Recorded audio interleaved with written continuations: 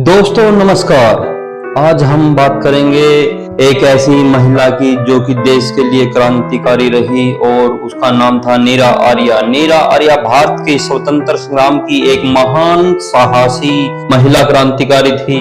उनका जीवन देशभक्ति और त्याग की एक प्रेरणा गाथा है जिसे इतिहास में इतना बड़ा नाम नहीं मिला, वह स्थान नहीं मिला जो उनको मिलना चाहिए था।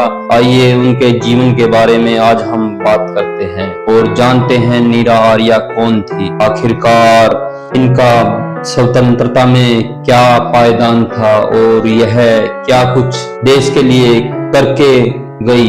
इनका नाम था नीरा आर्या और इनका जन्म लगभग 1902 से 1904 के बीच में काजीपुर उत्तर प्रदेश में हुआ था और उनके पिता एक बहुत ही बड़े बिजनेसमैन थे जिसका नाम था बाघेश्वर प्रसाद। वह मध्य प्रदेश के एक शहर में काफी बड़े उस समय के काफी बड़े व्यापारी थे। और नीरा आर्या की अगर देखें तो मृत्यु कब हुई थी? नीरा आर्या की मृत्यु दोस्तों 1997 में हुई और वह भी दिल्ली के गरीबी में गुजरते हुए समय में बुढ़ापा गुजरा और उस समय में उनकी मृत्यु हुई। तो जानते हैं आगे। दोस्तों अब बात करते हैं नीरा आर्या का स्वतंत्रता सेनानियों में क्या योगदान रहा, स्वतंत्रता देश की आजादी के पीछे क्या योगदान रहा और उनको देश ने क्यों नहीं उनकी प्रतिमाएं या बुत देश में बनवाए गए। अगर देखें तो उनके बुत बहुत ही कम देखने को मिलते हैं और उनका नाम इतना ज्यादा भी फैलाया नहीं गया या उनका नाम इतना ज्यादा लिया नहीं गया। तो अब बात करते हैं हम नीरा आर्या स्वतंत्रता संग्राम में योगदान के बारे में। आजाद हिंद फौज जो सुभाष चंद्र जी की वो फौज थी उसमें इनका जासूसी का कार्य था और नीरा आर्या नेता सुभाष चंद्र बोस की आजाद हिंद फौज की झांसी की रानी रेजिमेंट की सदस्य थी और एक गुप्तचर के रूप में वह कार्य करती थी। पति का दर्दनाक हादसा मानो या फिर उसके दर्दनाक बात करते हैं कि उसके पति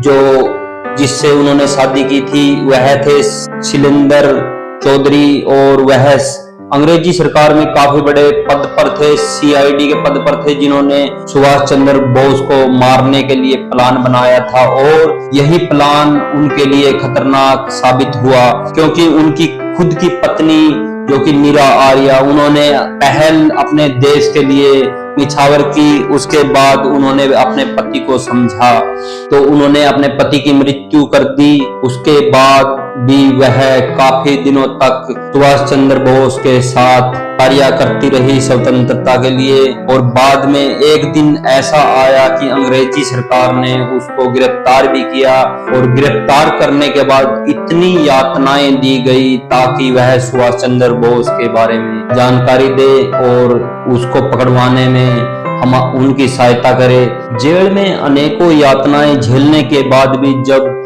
ब्रिटिश गवर्नमेंट को कुछ नहीं बताया तो ब्रिटिश गवर्नमेंट ने लास्ट में ऐसे ऐसे हथकंडे ऐसी ऐसी यातनाएं अपनाई ताकि उनका मुंह खुलवा सके और ऐसी योजनाएं बना सके कि स्वतंत्रता सेनानियों को मारा जा सके।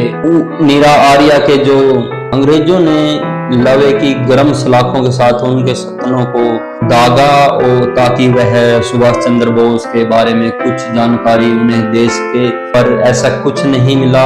बाद में देश स्वतंत्र हुआ और देश स्वतंत्र होने के बाद भी उन्हें कोई मान सम्मान नहीं मिला। उन्होंने अपनी जिंदगी में ऐसे ही बाद में गुजारी, वह गरीबी के दिनों में गुजारी। और दोस्तों लास्ट के दिनों में उन्होंने दिल्ली के सड़कों पर फूल बेचकर और अगरबत्तियां बेचकर अपना दिनचर्या गुजारी और जीवन गुजारा लास्ट के दिनों में। और जब 1997 में उनकी मृत्यु हुई तो वह बहुत ज्यादा गरीबी में उन्होंने दम तोड़ दिया।